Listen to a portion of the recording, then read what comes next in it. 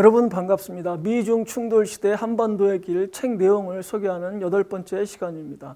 오늘의 제목은 북의 핵 미사일 시험 중단, 미국의 대규모 훈련 중단, 그리고 교착 2018년입니다. 자, 들어갑니다.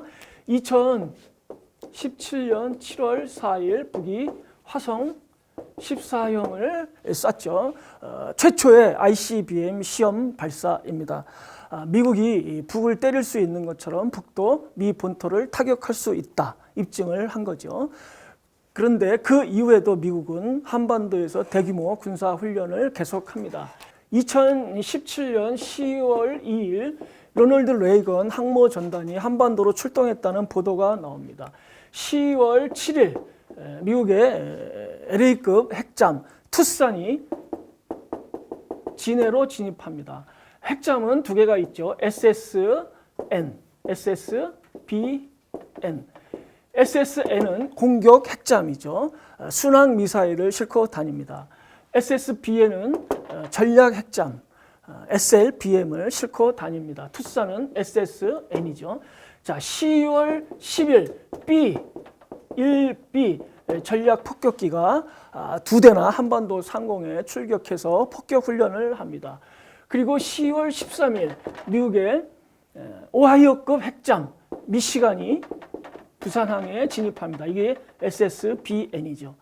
그리고 16일부터 20일까지 로널드 레이건 항모가 참여하는 한미 해상 훈련이 동해에서 벌어집니다. 그런데 이때 이 항모 전단이 울릉도까지 올라갑니다. 평소에는 여기 포항에서 했었는데 200km 이상 북쪽으로 더 접근을 한 겁니다. 당연히 한반도의 전쟁 위기는 급속히 고조됐습니다. 2017년 11월 11일 미국의 항모 전단 로널드 레이건 그리고 시어도어 루즈벨트 그리고 니미츠 이렇게 세 개의 항모 전단이 동시에 동해로 들어옵니다. 항모 전단 하나는 항공기 70대, 순양함 3척, 구축함 3척, 그리고 핵잠 3척 이렇게 같이 다니는 거죠. 곱하기 3, 엄청난 군사력이 동해에 집결한 겁니다. 그런데 이번에는 울릉도에서 더 북쪽으로 올라갔어요.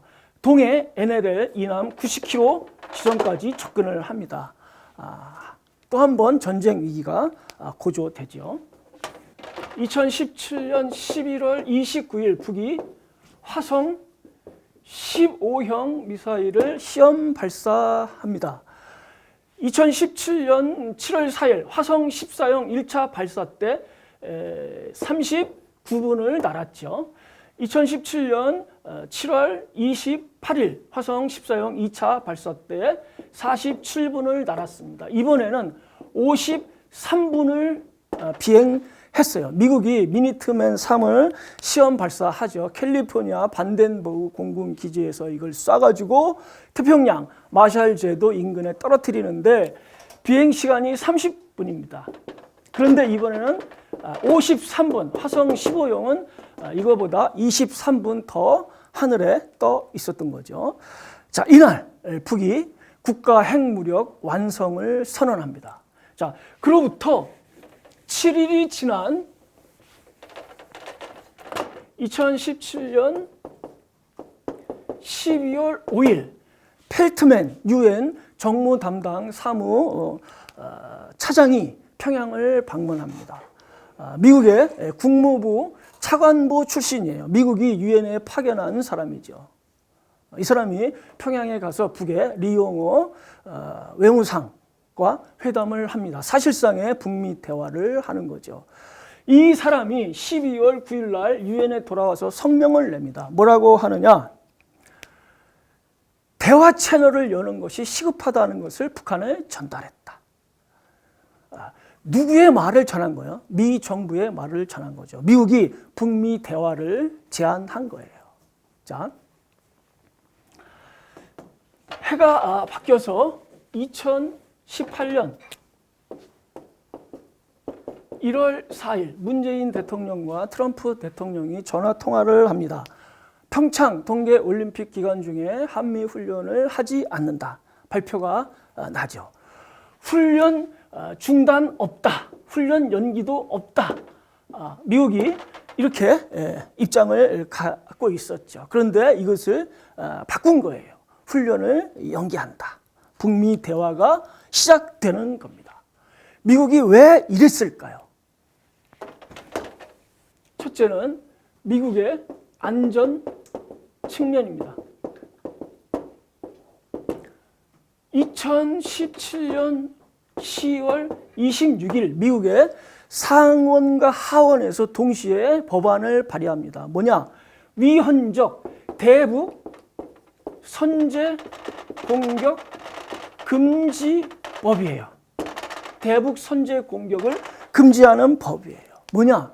미국이나 동맹국이 직접 공격을 당하지 않는 상태에서는 의회의 동의 없이 대통령이 북을 선제 공격할 수 없다 이거예요. 선제 공격을 하지 말라. 그래서 보복 공격을 당하지 말라 이거죠. 여론의 흐름에 엄청나게 민감한 미국의 정치인들이 이 법을 발의했어. 미국 사람들이 얼마나 불안해하는지 그것이 여기서 알 수 있는 그런 거죠. 또 2017년 12월 1일 하와이 주에서 핵 공격 대피 훈련을 합니다. 냉전이 해체된 이후 30년 만에 처음 하는 훈련이에요. 하와이 주 정부가 오전 11시 50분에 사이렌을 50초간 울립니다. 이게 무슨 뜻이냐?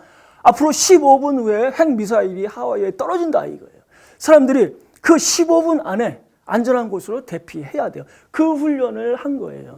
만약에 북미 핵전쟁 위기가 계속 고조되면 미국 사람들 전체가 이런 훈련을 해야 되는 거죠. 자, 미국이 팔을 뻗으면 북을 때릴 수 있죠. 북도 팔을 뻗으면 미국을 때릴 수 있어요. 서로 상대방의 주먹을 맞지 말아야 돼. 미국도 맞지 말아야 돼. 자, 여기서 협상의 필요성이 생기는 거죠. 두 번째, 트럼프의 중간 선거 전략 측면입니다. 2018년 1월 1일 북에 김정은 위원장이 신년사를 했습니다. 미 본토 전역이 우리의 핵 타격 사정권 안에 들어있다. 내 집무실 책상 위에 항상 핵 단추가 놓여 있다는 것은 위협이 아니라 현실임을 똑바로 알아야 한다. 자, 1월 2일 트럼프 대통령이 트위터에 올렸습니다. 나는 더 크고 강력한 핵 버튼이 있다.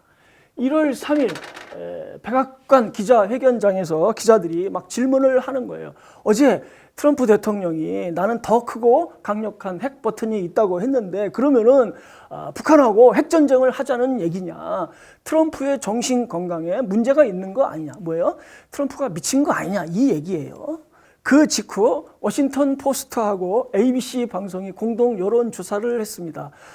트럼프의 핵 공격 권한을 불신한다가 60%가 나오는 거예요.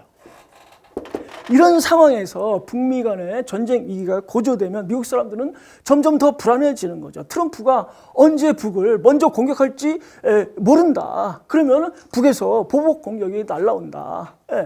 이렇게 미국 사람들의 불안감이 커지면은 트럼프에 대한 불신도 더 깊어지고 이렇게 가면은 11월 중간 선거에서 트럼프가 승리할 가능성은 그만큼 줄어드는 거죠. 북미 전쟁 위기를 해소해야 돼. 그래서 미국 사람들의 전쟁 불안감을 줄여줘야 돼. 그래야지 11월 중간 선거의 승리 가능성이 커진다. 자, 이렇게 해서 북미 협상이 시작됩니다. 2월 22일 북에서 발표를 합니다. 평창 동계올림픽 폐막식에 김영철 통일전선부장을 단장으로 하는 고위급 대표단을 보내겠다. 자, 김영철 통전부장은 미국의 제재 대상입니다. 만약에 미국이 우리가 제재하는데 한국에 올 수 없다 이렇게 하면 일이 틀어지는 거죠.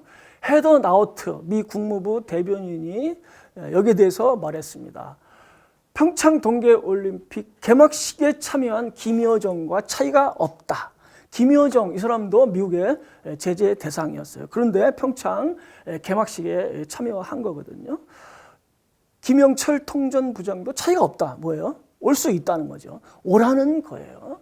자, 김영철 통전부장이 2월 25일부터 27일까지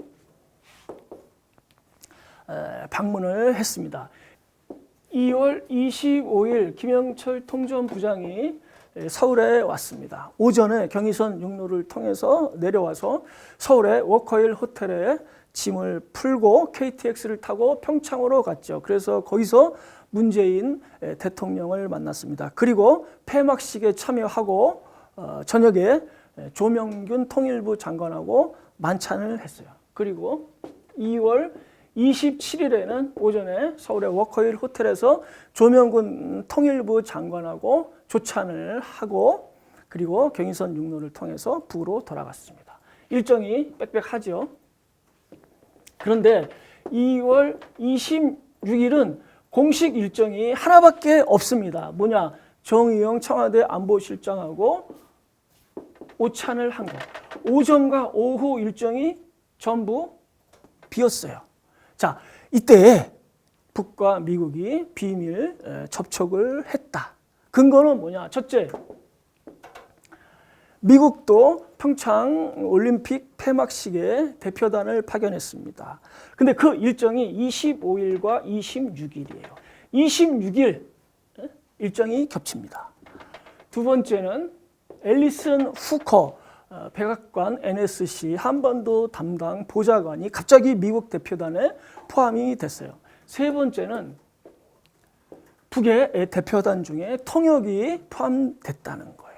남과 북이 대화하는데 통역이 필요 없죠. 자, 이 세 가지를 유추해서 볼 때 26일 오전, 오후 또는 오전과 오후 모두 북과 미국이 비밀리에 협상을 했다는 것을 알 수 있습니다. 자, 큰 틀에서 이러이러한 수순으로 협상을 해 나가자 이런 합의를 했겠죠. 3월 5일 문재인 대통령의 특사단이 평양을 방문해서 김정은 위원장을 만납니다. 그리고 3월 6일 정의용 청와대 안보실장이 방북 결과를 설명합니다. 첫째, 4월 말 판문점에서 남북 정상회담을 한다. 두 번째, 북측은 한반도 비핵화 의지를 분명히 하였으며 군사적 위협이 해소되고 체제 안전이 보장되면 핵을 가질 이유가 없다는 것을 명백히 하였다. 세 번째, 북측은 미국과 허심탄회한 대화를 할 용의가 있음을 표명하였다. 네 번째, 대화가 지속되는 동안 추가적인 핵실험이나 탄도미사일 시험을 하지 않을 것임을 명백히 하였다. 이거예요. 자, 3월 8일 정의용 안보실장이 워싱턴에 가서 트럼프 대통령을 만납니다. 거기서 북의 입장을 전달했고 그 자리에서 트럼프 대통령이 북미 정상회담을 한다 결정을 하죠. 그리고 4월 1일 폼페이오 당시 CIA 국장이죠. 트럼프 대통령의 특사 자격으로 평양을 방문해서 김정은 위원장을 만납니다. 비밀 방북이에요. 언론이 보도를 하지 않았어요. 무슨 얘기를 했는지 알려지지 않았죠. 자, 무슨 얘기를 했을까요? 힌트가 있어요. 4월 17일 미일 정상회담을 합니다. 여기서 트럼프 대통령이 뭐라고 하느냐? 4월 27일 판문점에서 열리는 남북 정상회담에서 종전 논의를 하는 것을 축복한다 이거예요. 축복한다. 종전 논의를 축복한다. 이게 뭐예요? 종전 논의를 지지한다 이거죠. 자, 종전 논의가 뭘까요? 종전, 전쟁을 끝낸다. 이것을 협상하는 거죠. 그래서 전쟁을 끝내는 거죠. 자, 그러면은 그 다음은 어떻게 되는 거예요? 전쟁을 끝냈어. 그런 다음에 또 싸운다? 이거 아니죠. 종전은 그 이후에 평화를 어떻게 만들 것이냐. 평화협정을 포함하는 거예요. 종전 논의는 전쟁을 끝낸다. 그리고 그 이후에 평화를 실현하자.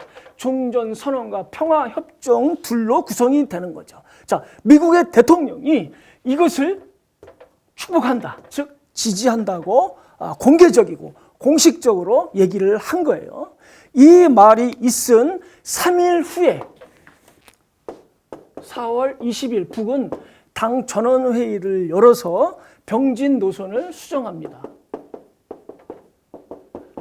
자, 병진 노선이 뭐예요? 핵 무력 건설과 경제 건설을 병행한다는 거죠. 이것을 수정한다. 뭐예요? 경제 건설에 전략적으로 집중한다. 이거예요. 그러면서 두 가지를 결정합니다. 하나는 4월 21일부터 핵 실험과 탄도 로켓 시험 발사를 중단한다. 이거예요. 두 번째는 핵 실험 중단을 투명성 있게 담보하기 위하여 북부 핵실험장, 풍계리 핵실험장이죠. 이것을 폐기한다. 이거예요. 자, 4월 27일 판문점에서 남북 정상회담이 열리죠. 그 3일 전 4월 24일 정의용 청와대 안보실장이 워싱턴에 가서 백악관 사람들을 만납니다.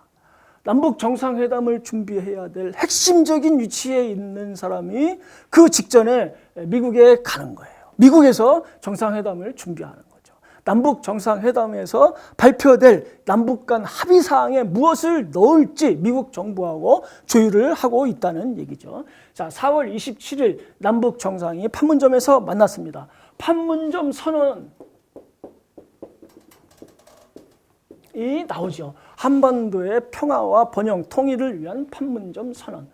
자, 1조의 남북관계의 전면적이고 획기적인 개선, 6항에 경의선, 동해선, 철도와 도로를 연결하고 현대화한다. 들어가죠. 자, 2조 전쟁 위험 해소, 3조 3항에 올해 안에 종전을 선언하고 정전협정을 평화협정으로 전환한다. 이렇게 돼 있습니다. 올해 안에 종전을 선언하고 정전협정을 평화협정으로 전환한다. 자, 정전협정은 북과 미국과 중국이 체결한 거죠. 미국이 동의하지 않으면 평화협정으로 갈 수가 없어요. 그런데 이것을 여기다가 남북의 합의문에 적어 넣은 거예요. 미국이 사전에 동의했다는 그런 얘기죠. 자, 4항. 완전한 비핵화를 통한 핵 없는 한반도를 실현하는 것이 공동의 목표임을 확인하고, 자, 이렇게 돼 있습니다. 판문점 선언이 나온 1시간 후에 트럼프 대통령이 트위터에 올렸어요. 뭐라고 했느냐? 좋은 일이 일어나고 있다. 한국 전쟁은 끝날 것이다.